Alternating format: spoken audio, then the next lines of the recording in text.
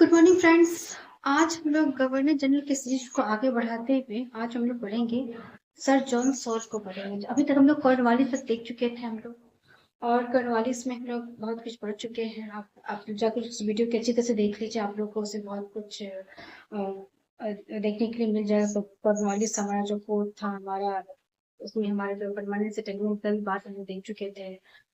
और उसमें इसमें एक और महत्वपूर्ण चीज था, उसमें कॉर्नवालिस कोड में हम लोग इसके बारे में हम लोग चर्चा किए हैं। वार के बारे में हम लोग देख चुके थे बहुत सारे चीज। कॉर्नवालिस का जो है आपको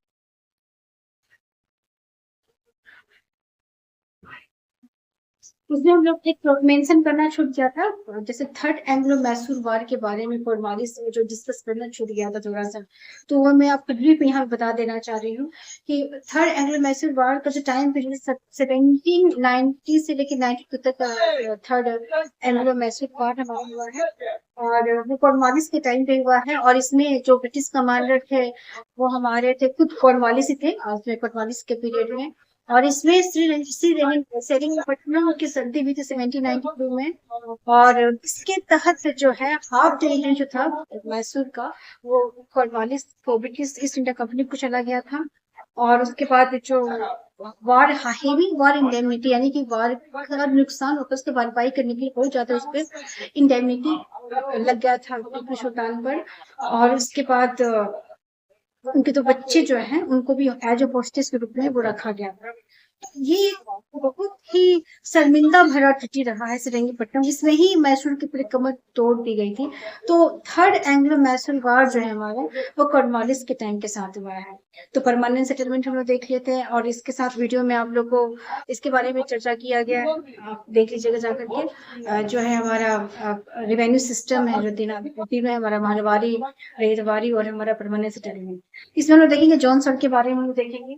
तो जॉन सॉल्ट जो है हमारा, उसका टाइम पीरियड देखा जाए, जॉन सॉल्ट का हमारा 1793 से लेकर के 98 तक का टाइम पीरियड में।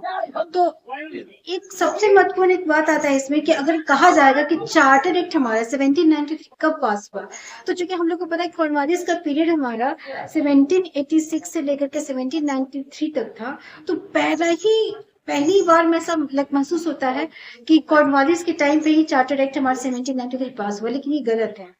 चार्टर एक्ट हमारा जॉन सो, ये सबसे रिपीटेड क्वेश्चन पीवाई क्यूज भी है कि जो हमारा चार्टर एक्ट है हमारा 1793 किसके टाइम पीरियड में पास हुआ है, तो सर जॉन सोर की टाइम पीरियड में पास हुआ है। और इस महत्वपूर्ण घटनाओं को हम देखते हैं कि followed the policy of non intervention. अभी तक लगातार war and war, princely state के साथ वार हो रहा है, बहुत सारे वार हुए हैं, जिसके चलते एक तरह से स्टेट जो है कहीं ना कहीं डेवलपमेंट से चूक रहा था। तो सर जॉन सॉर का ये मानना था कि अगर हम कुछ दिन वार को स्टॉप करेंगे तो हम लोग डेवलपमेंट काम पे ज्यादा ध्यान करेंगे, हम अपने एक्सपेंसेस को थोड़े कम करेंगे। तो वो इसीलिए इनके पॉलिसी को नॉन इंटरवेंशन की पॉलिसी कहा जाता है, जिन्होंने जो फॉलो किया था। बट अगर खुदा एक इसी की जब इनके टाइम पीरियड में बैटल ऑफ खुर्दा हुआ, जो इनके साथ नहीं हुआ था, निजाम और मराठा के साथ हुआ 1795 में हुआ है। फिर 76 अवध रिफ्लेक्स ने जो सब्सिडी अलियांस हुआ था वो 1769 में हुआ है। चार्टर एक्ट हमारा 1793 के टाइम पीरियड पास हुआ है। फिर 1795 में हमारा बंगाल रेगुलेशन 21 हमारा पास हुआ था, जिसमें स्पष्ट रूप से मेंशन किया गया था कि फीमेल इन्फेंटिसाइड, इसके पहले इन्फेंटिसाइड के बारे में जिक्र किया था कि अगर भ्रूण हत्या है वो एक तरह से अपराध घोषित किया जाए, किसमें खासकर 1795 के पीरियड में फीमेल इन्फेंटिसाइड हमारा, यानी कि जो स्त्री भ्रूण हत्या है उसको डिक्लेयर एक क्राइम की तरह से उसको देखा जाने लगा कि एक मर्डर की श्रेणी में रखा जाएगा उसको। तो ये थे हमारे जॉनसन का। जॉनसन सबसे महत्वपूर्ण है हमारा, तो ये सबसे महत्वपूर्ण चार्टर एक्ट हमारा जो है कि चार्टर एक्ट हमारा 1793 किसके टाइम पीरियड में हमारा पास हुआ है, सबसे महत्वपूर्ण हमारे ये। आगे हम लोग देखेंगे यहाँ पर Lord Cornwallis, sorry Lord Wellesley. Cornwallis भी देख चुके हैं, लॉर्ड वेलेस्ली की हम चर्चा करेंगे। लॉर्ड वेलेस्ली का टाइम पीरियड सबसे इंपॉर्टेंट हमारा 1798 से 1805 हमारा 1798 से 1805 हमारा लॉर्ड वेलेस्ली का टाइम पीरियड है। इसमें क्या इन्होंने किया, इन्होंने सबसे पहले इन्होंने सब्सिडी एलियांस जो हम लोग चर्चा करते हैं, जो लोग बातें करते हैं, जो कि एक इसका एक्सपेंशनिस्ट हमारा क्या है, एक एक्सपेंशनिस्ट पॉलिसी को फॉलो करते हैं कि ज्यादा से ज्यादा टेरिटरी के एक्वायर करेंगे, ज्यादा ज्यादा वहां से टैक्सेशन को कलेक्ट करेंगे और बहुत ज्यादा ये लोग अपने आप को धनवान बनाएंगे। इसी के क्रम में इन्होंने सब्सिडी एलियांस को इंट्रोड्यूस किया। तो इसके इंट्रोड्यूस करने वाले कौन है? लॉर्ड वेलिस्ली हैं। और इसमें होता क्या था, मैंने ऐसे तो ये इसका मैटर नहीं है, लेकिन मेरे सबसे subsidy Alliance one of the most important होता है। तो एक ब्रीफ इंट्रोडक्शन देना जरूरी है, तो मैंने यहाँ पे दे दिया है कि सब्सिडी एलियांस में क्या होता है कि ब्रिटिश मिलिट्री ग्रुप जो होता है, स्टेट्स होते हैं हमारे प्रिंसली स्टेट में, एक हमारा ट्रूप्स रहा करता है। उसके बाद वो जो मिलिट्री ट्रूप्स होगा उसका खर्चा कौन बियर करेगा? उसका खर्चा बियर करेगा वो जो प्रिंसली जो साइन कर रहा है वो बियर करेगा। उसके साथ ही जैसे जो भी प्रिंसली स्टेट जो इस सब्सिडी एलियांस को अडॉप्ट कर लेता है, साइन कर देता है उसमें, तो इसके बाद वो किसी भी फॉरेन पॉलिसी, चाहे वो किसी तरह, चाहे वो, कहने का मतलब है चाहे कोई प्रिंसली स्टेट भी हो, अदर प्रिंसली स्टेट हो गया, चाहे अदर यूरोपियन कोई फॉरेनर्स हो गया, किसी के साथ भी किसी भी तरह का ना ही वो मित्रता रख सकते, ना ही शत्रुता रख सकता है, ना कोई ऐसा पॉलिसी बना सकता है जो किसी के फेवर में होगा, चाहे किसी के साथ वो फाइट कर सकता है। ऐसा कुछ करने का अधिकार उसके पास नहीं रह जाता है। तो और इन शॉर्ट हम कहेंगे तो वो अपनी सॉवरेनिटी को, स्वायत्तता को खो देता है। उसके बाद हमारे बात करते हैं कि ब्रिटिश हमारा resident was appointed in the court. Court में आपको एक जो जो साइन करेगा उसके कोर्ट में एक ब्रिटिश रेसिडेंट वहां पे अपॉइंट किया जाता था, जो कि सारे रेगुलेटरी एक्टिविटीज को देखता था और ब्रिटिश को जाकर खबर करेगा। तो ये था हमारा सब्सिडियरी एलियांस।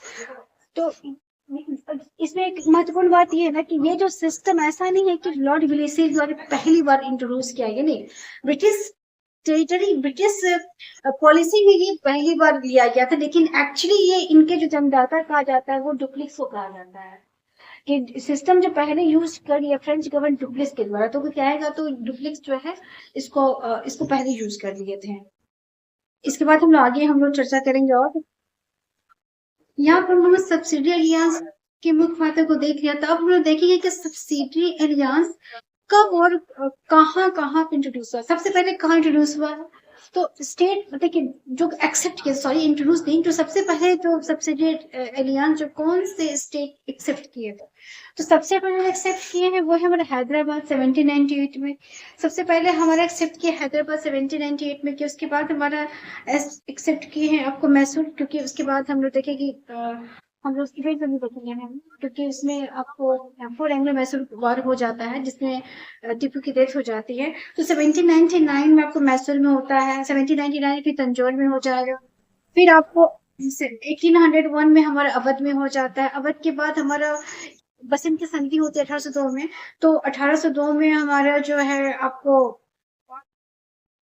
पेशवा साइन कर देते सब्सिडी एलियांस। उसके बाद जो आपको बरार है आपको और भोसले है वो 1803 में साइन कर लेते हैं, एक्सेप्ट कर लेते हैं सब्सिडी एलियांस को। उसके बाद हमारा सीनियर जो 1804 में एक्सेप्ट कर लेता है।